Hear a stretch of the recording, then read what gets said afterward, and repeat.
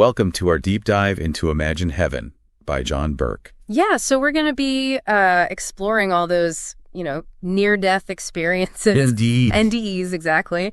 And what they might say about heaven. All from, of course, a Christian perspective. Yeah, this is going to be fascinating. We're super excited to have you guys along. It really is. The book is jam-packed with these really interesting accounts from people who've had these profound experiences. And it tries to connect those experiences to biblical descriptions of the afterlife. Right. And that's kind of what we're going to be looking at too, right? We're going to be taking a look at some of these stories and discussing, what could this possibly mean? Exactly. Okay, so I guess to start off, why don't we talk about one of the most, well-known NDEs, Dr. George Ritchie? Yeah, Ritchie. So he was a young medical student, and during, a really bad bout of pneumonia, he was actually pronounced dead. Oh, wow. Yeah.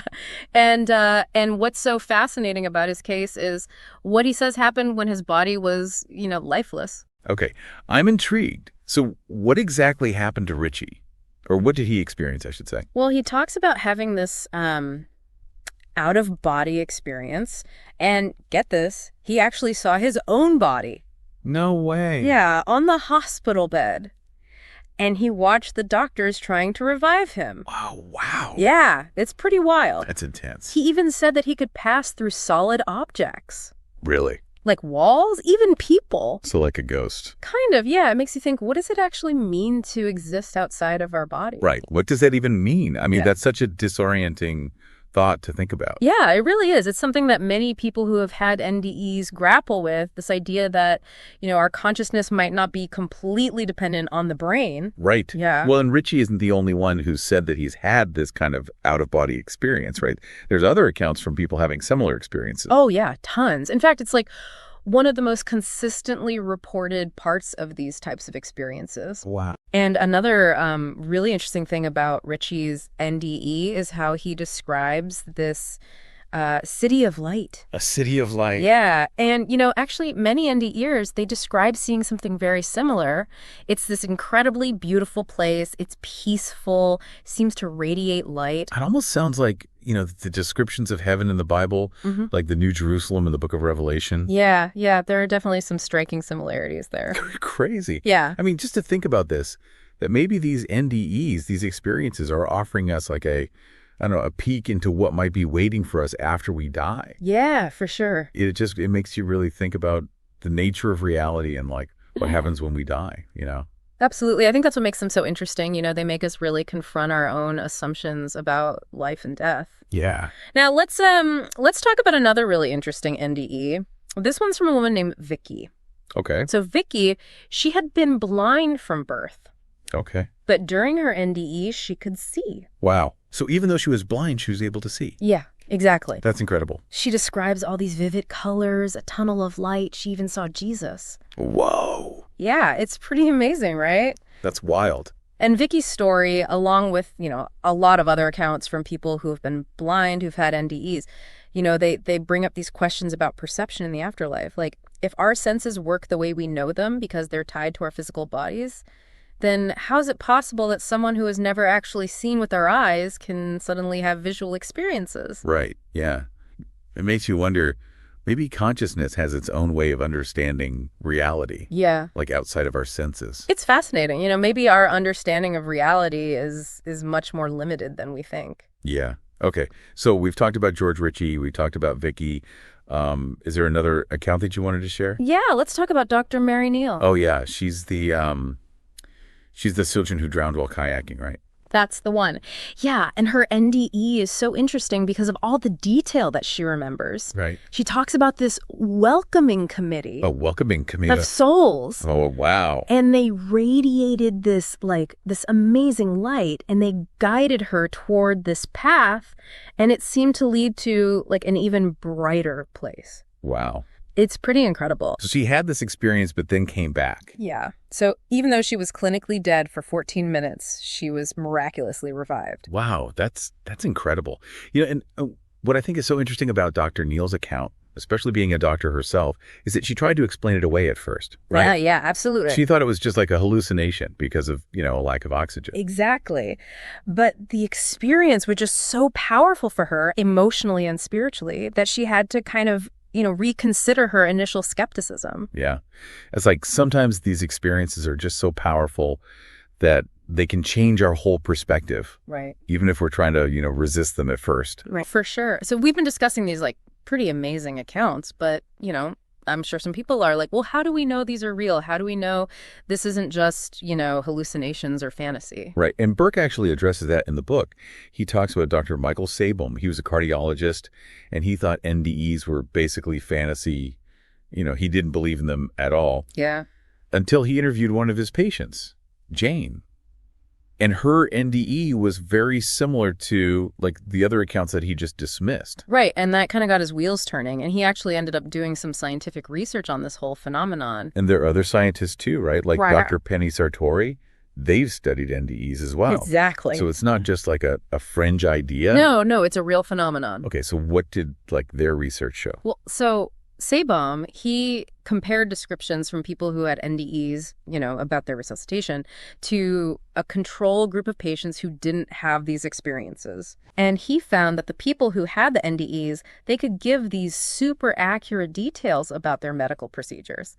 Even though they were clinically dead at the time. That's crazy. Yeah, I mean, it was stuff they couldn't have known unless they were somehow, separate from their bodies and watching everything. Yeah, right. And then Sartori, she tested the whole good guesses idea.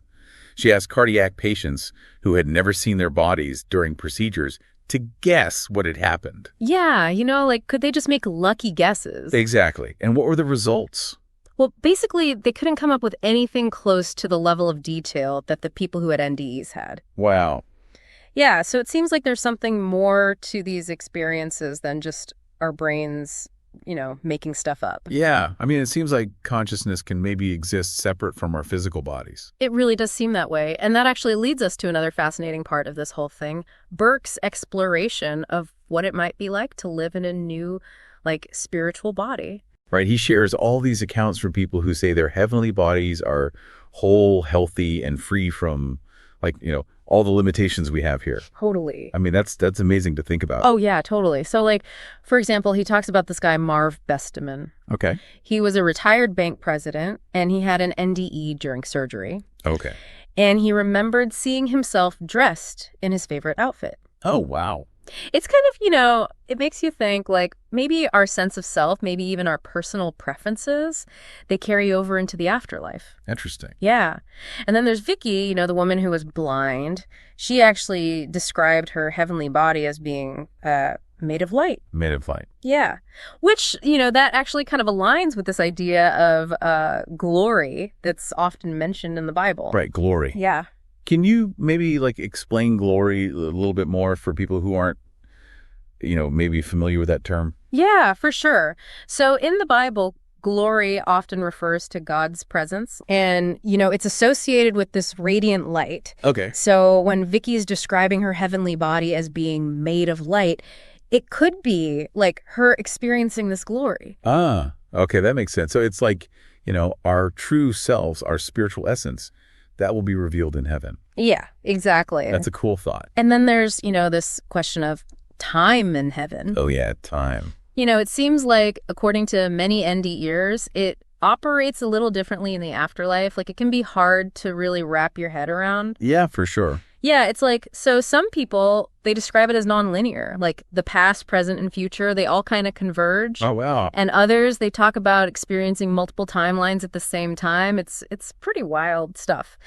And Burke, he mentions Colton Burpo's experience from Heaven is for Real. Oh, yeah. Colton. Yeah, he was a young boy who had an NDE. Yeah. And he talks about seeing his grandfather in heaven as young without glasses. Oh, wow. Even though Colton only knew him as an older man. So it really makes you think, how does age work in the afterlife? Yeah, it really does. But how does perception work? Right. It's mind-blowing. You know, I mean, our understanding of time here, it's so linear. Yeah, right? Totally. And to think that maybe time doesn't function the same way in the afterlife, that's a big concept. It's a lot to process. Yeah. And it makes you wonder, Like, what does it even mean to have an eternal perspective on time? Right. How would that change our priorities now if we really understood what eternity meant? It's a really good question, and it's something we'll keep exploring as we delve further into Imagine Heaven. This has been an incredible start to our deep dive. Yeah, it has. I can't wait to see what else we uncover. Me too. So, another big thing that comes up a lot in these NDEs is this idea of love and forgiveness. Yeah, for sure. Like, a lot of people describe this feeling of just overwhelming love when they have these experiences. Exactly. And it's not like just a quick feeling. You know, it's this deep, all-encompassing, unconditional love that just seems to be everywhere. Yeah, Burke shares a lot of these stories in the book. Is there a specific one that you think is really powerful? Oh, yeah, for sure. One that really stands out is Richard Sigmund. Oh, yeah. What was his story again? He was an atheist, and he had an NDE during a heart attack. Okay. And even though he didn't believe in God before this, he describes feeling just completely known and loved by God during his experience. That's so interesting. You'd think someone who didn't believe in God wouldn't have that kind of experience. I know, right? It really challenges our assumptions about, who God's love extends to. Yeah, it's definitely not the kind of love we usually experience here. Like we're so used to love being conditional, like you have to earn it or do something to deserve it. But this love is just completely different. Totally. And Burke connects these experiences to this idea of agape love from the Bible. Right, agape love. Mm-hmm. Can you remind me what that is again? Yeah, so agape love is this unconditional, selfless, and sacrificial love. Okay. It's not based on whether someone's worthy or not. It's just given freely out of pure grace and compassion. That's beautiful. But it's hard to reconcile that idea with all the suffering in the world. Yeah, that's a really tough question. Like, if God's love is so powerful and everywhere, why is there so much pain? Exactly. It's something a lot of people struggle with. And Burke tackles this head on in the book. So what does he say about it? Well, he doesn't give easy answers, but he does offer some insights from both the NDEs and the Bible that try to shed some light on it. Like what? Well, for example, he talks about Professor Howard Storm. Okay. He was an atheist who had a really terrifying NDE, what's often called a hellish NDE. Oh, wow. I've heard of those. A hellish NDE. What exactly is that? It's basically the opposite of the blissful, peaceful NDEs we've been talking about. These ones are full of fear and torment. That sounds awful. What did Howard Storm experience? He said he was surrounded by these dark, evil beings in this realm of just complete darkness. Oh, my gosh. That's terrifying. Yeah. Why do some people have these kinds of NDEs? That's a question researchers and theologians are still trying to figure out. Burke suggests maybe they're symbolic representations of our own inner struggles or unresolved issues. So not necessarily a literal hell? Right. It's more like a reflection of our internal state. Yeah. Maybe they could also be warnings, like glimpses of a path we should try to avoid. That's interesting. So even though these hellish NDEs can be scary, there's still this thread of God's love and redemption running through them. Exactly. Like even Howard Storm, even though he had this horrible experience, it ended up leading him to become a Christian minister. Wow. So even in the darkness, there can be light. That's a really powerful message. And Burke connects these ideas to some verses in the Bible about suffering and God's role in our lives. Which ones? Well, one that comes to mind is Romans 8:28. Okay. It says that all things work together for good for those who love God. Right. So even our toughest experiences can ultimately bring us closer to God and help us grow spiritually. It's a good reminder that even when we don't understand why we're suffering, there might be a bigger purpose at work. For sure.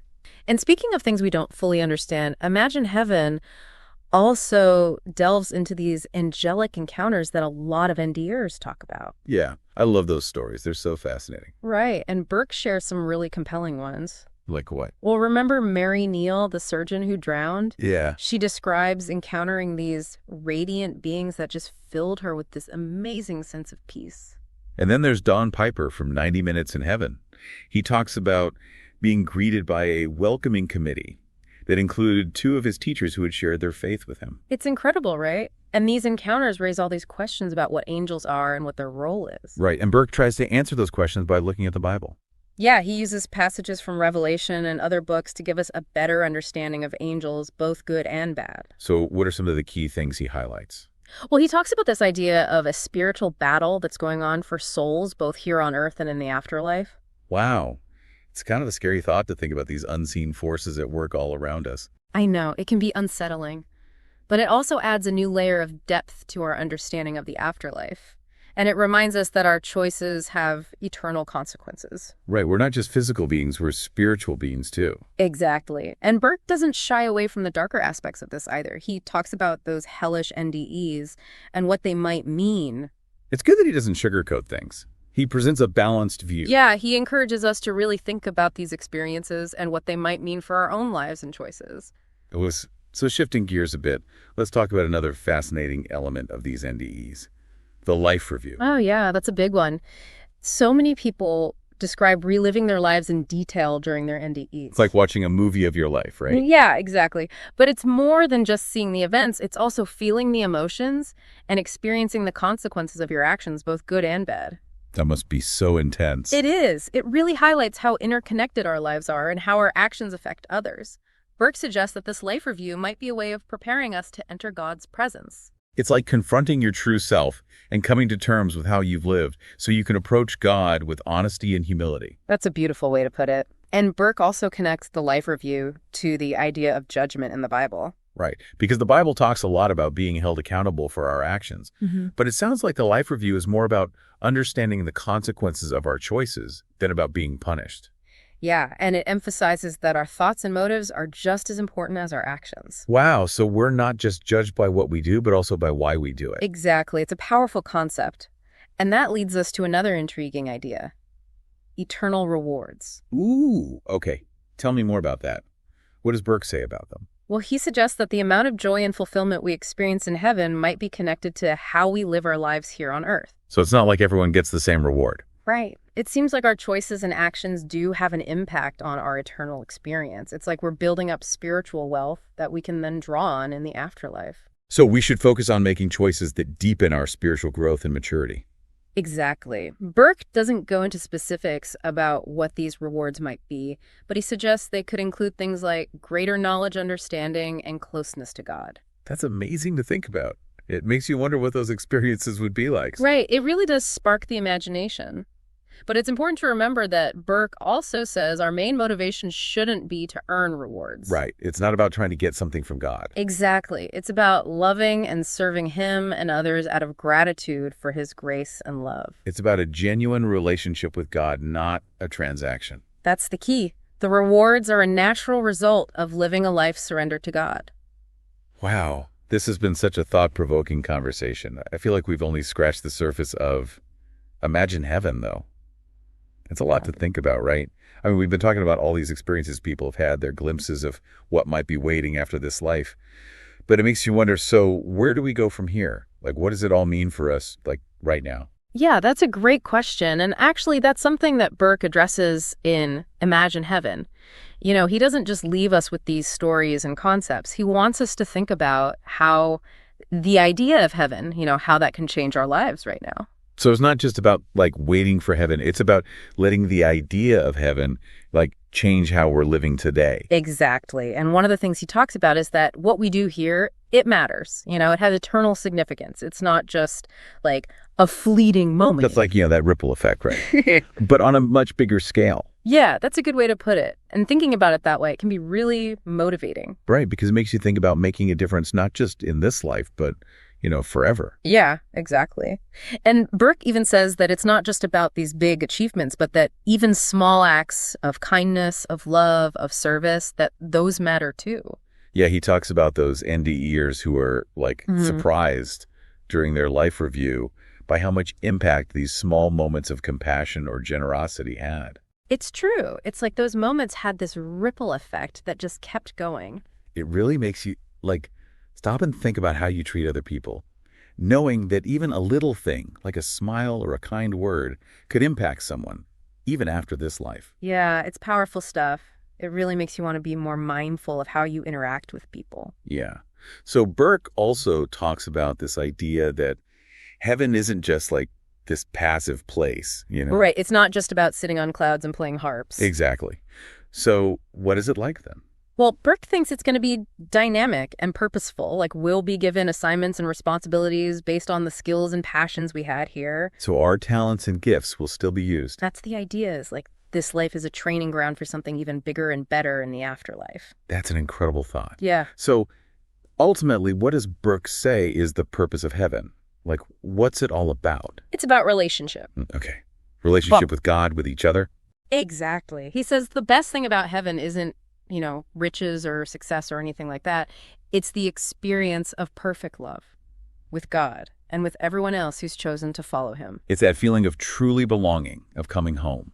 And Burke says we don't have to wait to experience that. We can start now by having faith in Jesus. So it's not just about getting into heaven, it's about having a real relationship with God now. Right, and that's what gives meaning to our lives now and forever. So as we wrap up our deep dive into Imagine Heaven, what are some of the big things we can take away?